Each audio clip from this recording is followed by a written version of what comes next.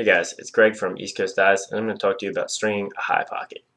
So a high pocket is like an example here, where the pocket is going to sit up above the top half of the head.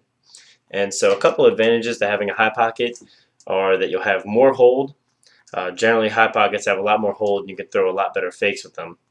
You'll have a quicker release since the ball has less distance to travel from where the pocket is to where it will release in the scoop. You have a quicker release, and also it'll have more whip.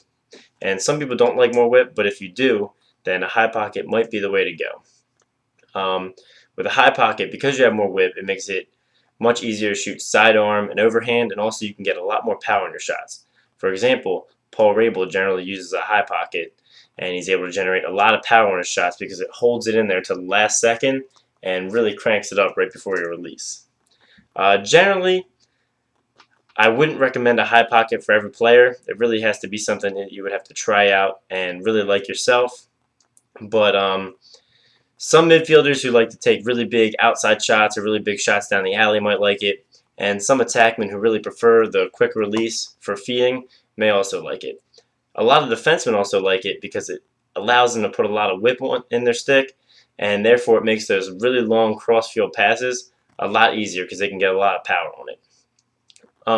But for the most part, I wouldn't recommend a high pocket for everyone. A couple disadvantages: it doesn't allow the ball to shift down nearly as easily as a mid pocket or low pocket would when you're cradling one-handed.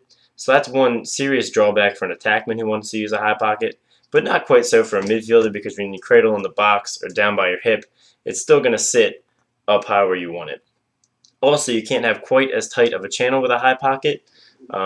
As you can see, since the pocket's higher in the head, it doesn't give you as much of a chance to develop the channel as it would in the low pocket or mid pocket, and that can affect your hold and your consistency. But you still can string one with a relatively tight channel.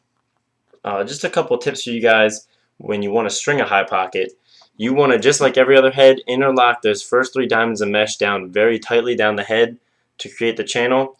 And whereas you might go an extra interlock past 3 or a 1 or 1 interlock to bring it a little further down the head for a mid pocket or a low pocket, after this first 3 really tight interlocks, you're going to want to do a double up or a triple up to really bunch the mesh up really as high in the head as you possibly can. And that's what's going to create your high pocket. Now, a couple of tips for when you're choosing a head if you want to string a high pocket is you want one that has a pretty high pinch and a pretty high flare. You can't do it on a very wide head. This is a Nike Lakota, and it works very well because you see that flare happens higher in the head, so it allows you to string a high pocket easier and still have a channel. Another head that I really like for stringing a high pocket is the STX Surgeon, and you can see very similar. It's got a very long, narrow throat and a very high pinch, so your pocket can still form somewhere up here in the head, and it's still very narrow, so you'll be able to still have good hold and good release while having the high pocket. So overall, I wouldn't recommend a high pocket for everyone, but it's certainly something you can give a try if you like. If you like to take big outside underarm and sidearm cranks, something you might want to check out. So thanks for watching. Make sure to subscribe to the Lacrosse Network for lots of daily lacrosse clips and more string tips from me, East Coast Dies. And thanks for watching.